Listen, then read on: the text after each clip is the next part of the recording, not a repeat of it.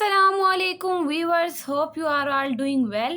So today the topic of our discussion is The Mother in Cathedral by T.S. Eliot. As you know, हमने अपने previous lecture में दो drama को cover किया है which were heart of darkness as well as importance of being earnest. ऐसी इस tragedy को लेके चलते हैं आगे, और जैसे पहले हम करते हैं कैरेक्टर्स क्लियर, फिर themes and then we move towards our summary. तो इस लेक्चर के अंदर भी हम, इस प्ले के अंदर भी हम यही तरीकेकार को अपनाएंगे। तो मर्डर इन कैथेड्रल बाय टी.एस. इलियट, इसका मैं अगर थोड़ा सा आपको बैकग्राउंड बताऊं, थोड़ा सा ओवरव्यू दूं, तो टी.एस. इलियट तो 19th सेंचुरी के राइटर हैं, लेकिन इन्होंने मर्डर इन कैथेड्रल की सेटिंग जो है वो 12th सेंचुरी रखी है। इसके अंदर क्या होता है, प्ले के अंदर के टी.एस. इलियट ने, जो थॉमस बेकेट है ना, वो कौन है, आर्क बिशॉप है, एक मतलब के बड़ी मानी हुई हस्ती हैं हिस्ट्री ऑफ इंग्लिश लिटरेचर के अंदर। आपने कैंटरबरी टेल्स अगर पढ़ी होंगी तो आपको थॉमस बेकेट के बारे में पता होगा कि वो जो कैंटरबरी टेल्स के अंदर कैरेक्टर्स थे जिन्होंने अपनी टेल्स सुनाई थी, वो किस जर्नी के टुवार्ड्स थे। थॉमस बेकेट के सेंट के पास जा रहे थे, उसके दरबार पे जा रहे थे उनको हाजिरी देने। तो ये वही थॉमस बेकेट है।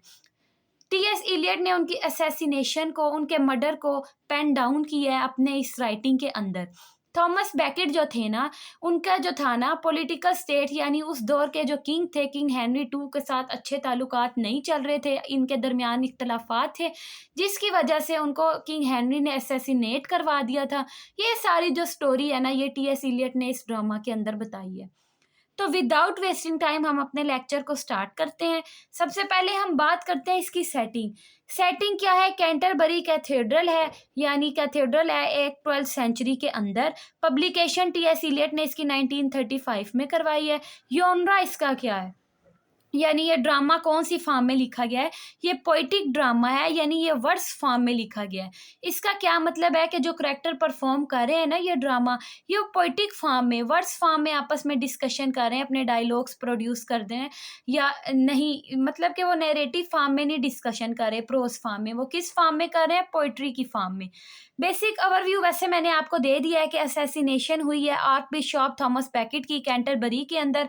आर्क बिशॉप हम ऐसे कह लें कि जो पादरियों का भी सरदार होता है ना, यानी सबसे ऊंचा दर्जा तो होता है फेथ का, स्पिरिचुअलिटी का, वो थे थॉमस बेकेट।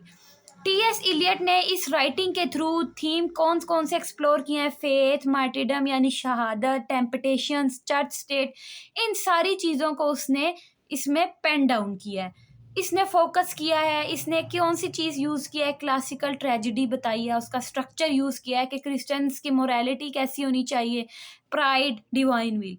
सो हमने जैसे पहले स्ट्रेटजीज अपनाई है कि हमने पहले करैक्टर डिस्कस करना है, इंट्रोडक्शन डिस्कस करना है, थीम डिस्कस करना है, देन हम समरी को डिस्कस करेंगे। तो हम इस प्ले में भी ऐसे ही करेंगे। तो सबसे पहले हमने इंट्रोडक्शन बताया, अब हम अपने करैक्टर्स की तरफ मूव करते हैं। जो हमारा सबसे पहला सेंट्रल करैक्टर है जिसके अराउंड स्टोरी रिवॉल्व कर रही है, वो है थॉमस बेकेट।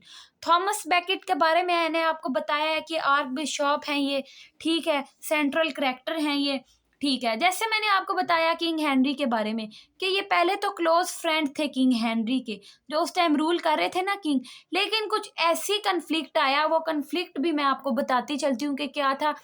जो आर्क बिशॉप है ना थॉमस बेकेट, वो चाहते थे कि कोई पॉलिटिकल स्टेट की कोई भी इंटरफेरेंस रिलीजियस मैटर्स में ना हो, लेकिन किंग हेनरी अपना असर रसूख रिलीजियस मैटर यानी चर्च के ऊपर भी रखना चाहते थे, और जो किंग थे इन दोनों के दरमियान इस वजह से इख्तलाफात थे, ठीक है।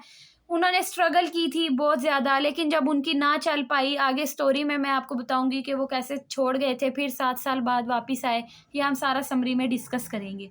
उन्होंने सारी लाइफ अपनी स्ट्रगल की है, उनकी स्ट्रगल जो है वो स्पिरिचुअल है, उन्होंने अपने टेम्पटेशंस पे काबू पाया है, ठीक है, और वो चाह रहे थे कि उनकी सारी जो लाइफ है अकॉर्डिंग टू गॉड विल्स हो।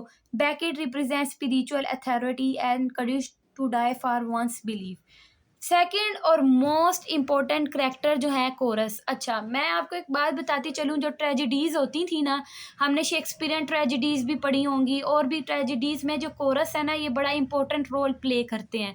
कोरस आप ऐसे कह सकते हैं कि जो बैकग्राउंड म्यूज़िक, आजकल हम जैसे वीडियोज़ वगैरह या ड्रामा देखते हैं तो पीछे लिरिक्स चल रहे होते हैं, और ये सारे जो इम्फिसाइज कर रहा होता है ना उस सीन के ऊपर, उसको और बढ़ा रहा होता है, और उससे एक ऑडियंस के अंदर फीलिंग्स और इमोशन इमोशंस उभर के निकल आते हैं उस चीज़ की वजह से, वो फीलिंग्स की वजह से, वो कोरस का रोल होता है।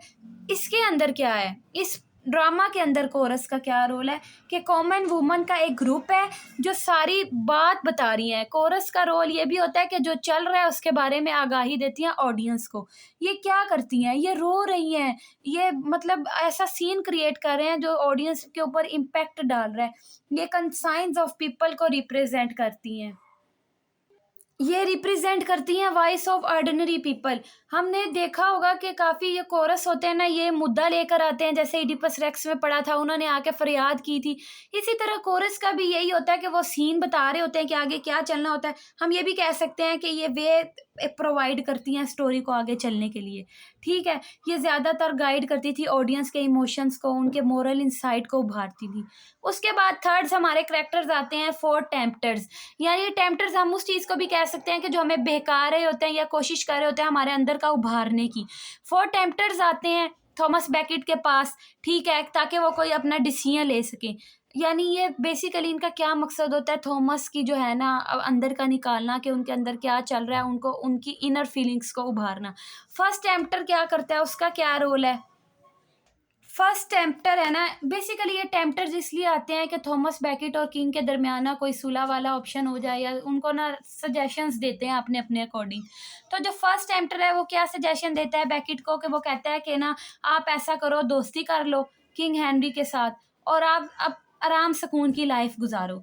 जो सेकंड टेम्पटर होता है वो उसको इस चीज़ के बारे में उकसाता है कि आप ना जो कह रहे हैं ना किंग हेनरी, आप ऐसा करो, उसके साथ रिकनसाइल कर लो, उसके साथ मुआहदे कर लो, चांसलर बन जाओ, आपके पास पावर भी आ जाएगी और आप अपनी लाइफ अच्छे से गुजारो। उसको भी रिजेक्ट करता है। थर्ड टेम्पटर जो है वो आके कहता है कि ठीक है आप बगावत कर जाएं, ठीक है, आप ना उसके किंग के खिलाफ बगावत कर जाते हैं, हम आपके साथ हैं। लेकिन वो ये भी नहीं चाहता, वो कहता है कि स्पिरिचुअल मुझे ये चीज़ इजाज़त ही नहीं देती, मेरे अंदर की रूहानियत के मैं किसी के साथ जंग करूं। चौथा टेम्पटर जो हम जिसको कहते हैं कि ख़तरनाक भी, बेसिकली ये जो चारों टेम्पटर्स हैं ये हमारे लोगों के हिसाब से भी बहुत इंपॉर्टेंट है। ये तो मैं आपको करेक्टर्स के थ्रू थोड़ा सा ओवरव्यू दे रही हूँ। फोर्थ टेम्पटर आके कहता है, जिसको डेंजरस टेम्पटर भी कहते हैं, वो उसको कहता है कि ऐसा करो तुम ना शहादत कर लो, यानी तुम ना शहीद हो जाओ, ऐसे तुम्हारे लोग भी वाह वाह करेंगे और तुम्हारा नाम भी रह जाएगा। इस पे भी बैकेट कहता है ये तो फिर दुनियावी दिखावा हो गया, ये मेरी शहादत तो ना हुई। ये चार इसके टेम्पटर्स आते हैं। फिर आ जाते हैं नाइट्स। ये नाइट्स वो हैं जो थॉमस का मर्डर करते हैं, वो पार्ट 2 में आते हैं। वो आगे मैं आपको पार्ट्स जब हम समरी करेंगे तब बताऊंगी। ये जो चार नाइट्स हैं इनके क्या क्या नाम है, रिगिनेल फिट्जअर्ट्स, विलियम डी ट्रेंजी, ह्यूज डी मॉर्वली और रिचर्ड ब्रीटा। ये जो हैं ये आते हैं और बैकेट को कहते हैं कि तुमने बगावत की है, तुम्हें हम कत्ल कर देंगे, तुम्हें हम मार देंगे। और जब इनको मार भी देते हैं ना तो ये आके स्पीच देते हैं थॉमस को मारने के बाद ना, ये कहते हैं कि इसका अंजाम यही होना था, इसने किंग के साथ बगावत की थी, इसको इसलिए हमने मारा है।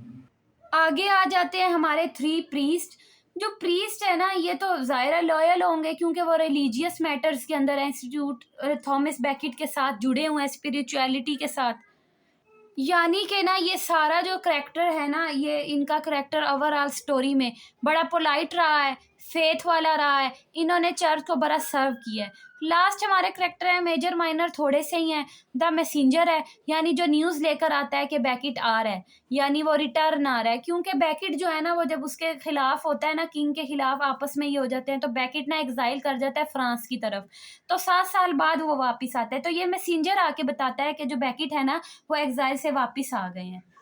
आगे हम अपने सब थीम्स को डिस्कस करते हैं। वैसे थीम्स पे मैं आपको एक बाकायदा लॉन्ग भी प्रोवाइड कर दूंगी, लेकिन अगर हम इस थीम्स को देखें तो हम थीम्स अपने समरी के बाद करेंगे। थीम्स जब हमें समरी समझ आ जाएगी तो हम उसमें से निकालेंगे कि ये थीम्स बनते हैं इस अकॉर्डिंग, इस प्ले के अकॉर्डिंग। अच्छा, अगर बात करते चलेंगे टी.एस. इलियट ने ये क्यों लिखा है, वो मैंने आपको पहले भी बताया है कि उसने कैंटरबरी के अंदर जो है थॉमस बैकेट उनकी शहादत को सारा बताया है। लेकिन उसका मकसद क्या था उस सेंचुरी के अंदर लिखने का, अपने दौर के अंदर? वो चाहता था कि उस दौर में सोसाइटी में जो चल रहा है ना उसको लेकर वो पिछली कहानी बताता है। वो कहता है कि आजकल क्रिश्चियन मोरालिटी या क्रिश्चियन फेथ भी इसी तरह है कि करप्शन में डूबी हुई है चर्च स्टेट। पहले देखो लोग जान तक दे देते थे, थॉमस बैकेट ने रिलीजियन के पीछे अपनी जान तक दे दी। उन्होंने इस चीज़ को बताने के लिए ना कि कितनी अहमियत थी लोगों के दिलों में, अपने दौर के लोगों को बताना चाहे जो कि भटक चुके हैं। उन्होंने मीनिंग बताया है शहादत का कि लोग कैसे मर भी जाते थे अपने दीन को बचाने के लिए, और आज